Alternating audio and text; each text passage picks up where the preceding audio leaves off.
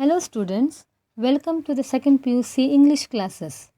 Here I am today to help you understand second lesson Two Deer. Two Deer is a short story written by a Russian author Leo Tolstoy, published in 1897. Tolstoy is a master of realistic fiction and is widely considered as one of the world's greatest novelists. Tolstoy is equally known for his complicated and paradoxical persona and his extreme moralistic and aesthetic views. These views are reflected in his writings also. His views he adopted after a moral crisis and spiritual awakening, and which he became noted as a moral thinker and social reformer. Students, a view on the background of the story Two Deer. Two Deer is a political satire. It is a humorous account of the troubles of dealing with the criminal in the kingdom of Monaco by an incompetent and a greedy king. The story Two Deer is a parody of one of the modern systems of governance. It ridicules the ways of punishing criminals and dispensing justice in modern states. The story is narrated in a matter of fact tone but with an undercurrent of sarcasm. Leo Tolstoy satirizes the thirst for power exercised by men of upper class and how it affects society. In addition, it also raises a serious question on capital punishment. Dear students, go through your textbooks. Let us begin with the lesson. The title Too Dear means too expensive. Let's delve into the story and find out what turns out to be too dear. The narrator begins the story with the description of the kingdom, people, and the system of the governance. The narrator tells the readers, near the border of France and Italy, on the shore of the Mediterranean Sea, there lies a tiny little kingdom called Monaco. There were only about 7,000 inhabitants in this kingdom of Monaco. So he calls this kingdom Tiny Kingdom. But in this story, Tiny Toy Kingdom, there lies a real kinglet as the other kingdoms. The term kinglet is used since Monaco is a little kingdom. Narrator in the first part of the story describes the kingdom. He narrates the king had a palace, courtier, ministers, and a bishop, general, and an army. And he says his army consists of 60 men in all. In spite the kingdom was small and tiny, the king was a real kinglet. For any kingdom to provide public facilities to function, the government requires to take tax from the people to provide them facilities and pay salaries to the people. The king had to generate income, so the king of Monaco imposed taxes on tobacco, wine and spirits, and poll tax. But though the people drink and smoke as people of the other countries, the narrator says that the prince would find it hard to feed his courtiers and officials and has to keep for himself. So the prince found a new special source of revenue. The special revenue comes from a gaming house where people play a roulette. People play, and whether they win or lose, the keeper always got a huge percentage, a large sum of profit paid to the prince. The narrator says the German sovereign used to keep gaming houses earlier, but now they were forbidden by the people because they would risk all they had and lose that too. And then, in despair, they would drown or shoot themselves. So, the Germans forbade their rulers to make money in this way. But unfortunately, there was no one to stop the Prince of Monaco, so he remained a monopoly of the business. This represents the negative aspect of the king. Everyone who wants to gamble goes to Monaco, whether they win or lose. The prince got its share. The prince gained from it. Incidentally, the narrator comments on the quote, "You can't earn stone palaces by honest labor." This proverb means that You can earn money only by unethical means. Prince of Monaco knew that it was a dirty business, but he was helpless. He has to live, reign, and rake money. He has to rule and he has to earn money and hold his court like a real king. In the next paragraph, students, the narrator tells that the king has his coronation, means crowning ceremony. He lives. Lives means daily moment of intimacy with the people coming from other country. Narrator says the king rewards, sentences and pardons. He reviews, counsels, laws and court of justice like any other king but on a smaller scale. So he flaunts about himself. Now, in the next paragraph, narrator abruptly tells the reader that the murder was committed in the prince's domain. Such a thing never happened before. The the kingdom was peaceable. The judges assembled with much ceremony and tried to solve the case in the most judicial manner. The judges, prosecutors, jurymen, and barristers argued and judged.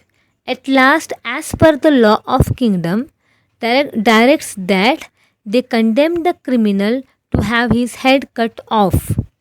They submitted the sentence to the prince. The prince went through the matter and confirmed it, and he ordered the fellow must be executed, means beheaded or hanged. But there was an interesting hitch in the matter of the process of execution. They had neither a guillotine for cutting off heads nor an executioner. What do you mean by guillotine, children? Guillotine means an instrument or a machine with heavy blade used to cut criminals' head. Since no murder committed before, so Monaco had no guillotine nor an executioner. After a discussion, they decided to address an inquiry to the French government asking whether they could lend them a machine and an expert to cut off the criminal's head. A letter was sent. After a week, they received a prompt reply. A machine and an expert could be supplied, but at the cost of 16,000 francs. Francs means used in franc as a basic money till 1999. At present, euro is used. 16,000 francs was too expensive for Monaco and therefore this idea was dropped. Students, as the story proceeds, then in the next paragraph, the narrator tells us that the similar inquiry was sent to the King of Italy as he was a brother monarch, similar to the King of Monaco. In the next paragraph, the Italian government replied or agreed they would have pleasure in supplying both a machine and an expert. And the cost would be 12,000 francs, including traveling expenses. This too was expensive to the Monaco. The narrator said the council was called again. They discussed and considered to be done with less expense. Then they decided to ask the soldiers to behead the criminal. The general discussed with the soldiers to undertake the job, but they refused, saying that they do not know how to do it. It is not a thing they had been taught. What would the administration of Monaco do now? After the refusal of the soldiers, the minister again considered and reconsidered. They assembled a commission and a committee and a subcommittee. At last, they decided the best thing would be to alter the death sentence to life imprisonment. They assumed it was cheaper and it would enable the prince to show his mercy. The prince agreed, so the matter was arranged. They had their own set of problems. The other hitch was there was no suitable prison for the man sentenced for life. There was a small lockup for temporary purpose. However, they managed to find a place and placed a guard to watch him and also provide food from palace kitchen. The narrator proceeded the story saying that the prisoner remained there month after month till a year had passed.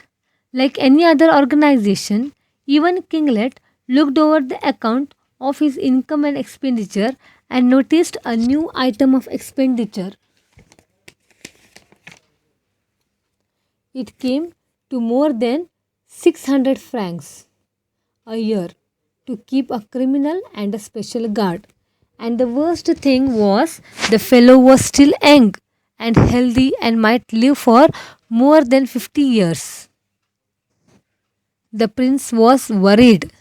This was a serious matter to the prince. So he summoned his minister and said to find some cheaper way of dealing with the criminal.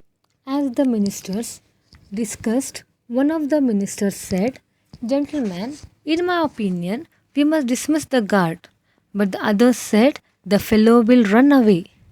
The first speaker said, "Well, let him run away and be hanged to himself." The king was sad about their deliberation. He agreed with them. So, students, we find here as the ministers, so the king. He agreed and the guard was dismissed and they waited for his action. But surprisingly, the criminal did not run away. He fetched his food from the palace kitchen. He returned to the prison, shut the door on himself, and stayed inside. The criminal was in a comfort zone, had a roof over his head, and a good food from royal kitchen. Why would he run away? He did not show the least sign of running away. The matter was reconsidered. The narrator proceeded his story. As the prince's trouble did not lessen, so they decided to ask the criminal as to why he was reluctant to run away. So the Minister of Justice asked him, "Why do you not run away?" And further said, "There was no guard to keep you, and also Prince will not mind. You can go wherever you like." So, students, we observe the criminal never spoke so far. Now let us see what reasons does the criminal gives. The criminal expressed his views now. Let us see the reasons for not going away. Now, he expressed his views to the Minister of Justice that by giving him death sentence, they have ruined his character and the people will turn their backs on him. Turn their backs means people would ignore him or show no respect to him. He also said he has forgotten to work by the relaxed life he enjoyed there and said that they treated him badly. He said that it wasn't fair as when he was sentenced to death, they would have executed him, but they did not do it. He proceeded saying that he did not complain. He accused them for changing his punishment to life imprisonment and put a guard to bring him food. But after some time, guard was removed and he had to fetch his own food. But he did not complain. He accused them to changing the punishment to life imprisonment and now they wanted him to run away. He resented their action and refused to go away. In the next paragraph, we see that the minister felt helpless. They summoned the council again. Once again, the council reflected and considered and came to a conclusion that the criminal must be sent away. They wanted to get rid of him by offering him a pension, so there was no other option. The matter was reported to the prince. When prince agreed as usual, they called or summoned the criminal and paid him 600 francs as a pension. The criminal demanded that he must be paid regularly. Only on that condition he was willing to go out of Monaco. So they thought that paying 600 francs or a fixed amount every year would be cheaper than keeping the criminal in the prison, as the cost of living would decrease as the years roll by. So the matter was settled. He received one third of his annuity. Annuity means annual pension in advance. 200 francs. One third means 200 francs. And the criminal left the king's dominion. The criminal was clever or wise as he asked the pension from the prince. It was just only a quarter of an hour by rail or train, that is something 15 minutes, where he settled. He immigrated, means what? He settled permanently. He immigrated to just across the frontier or the border. Frontier means border. The criminal bought a bit of land and started market gardening and lived comfortably. He always went at the proper time to draw his pension every month. After receiving pension, he goes to the gaming house and stakes 2 or 3 francs. Sometimes he wins and sometimes he loses and then returns home. He lives peaceably and well. The narrator comments joyfully that it is a good thing that the prisoner did not commit crime in a country where they do not grudge expense to cut a man's head off or to keep him in prison for life. The author seems to question the very conviction of the rulers about the system of law and governance instituted by the rulers of big nations. The author seems to appreciate the courage and open mindedness of Monaco in acknowledging the limitations and letting free the prisoner on humanitarian ground. It is worth noting that the writer puns on the words too dear. It means either too expensive or of great value. The author leaves it to the readers to decide whether too dear refers to executing a criminal or saving a criminal's life. So here, too dear refers to executing the criminal, as I said, or saving the criminal's life. So here hence, Leo Tolstoy brings out the loopholes of the judicial system. Judicial system has to be very strong. If it is not strong, the people who are real culprit, they just happily wander here and there, and the honest or the innocent people will be punished. Therefore, Leo Tolstoy tries to tell us that the judicial system should be very strong to control the people. So, because of his moral crisis and spiritual awakening, he becomes as a moral thinker and a social reformer. Now, students, before that, before I complete this, let me discuss the analysis of the story. Students, let us see the analysis of the story. We have humorous and satiric description, lack of political will, follies, uselessness of the government, poor planning, lack of foresight, lack of wisdom, lack of confidence. Thank you, dear students. Have a nice day.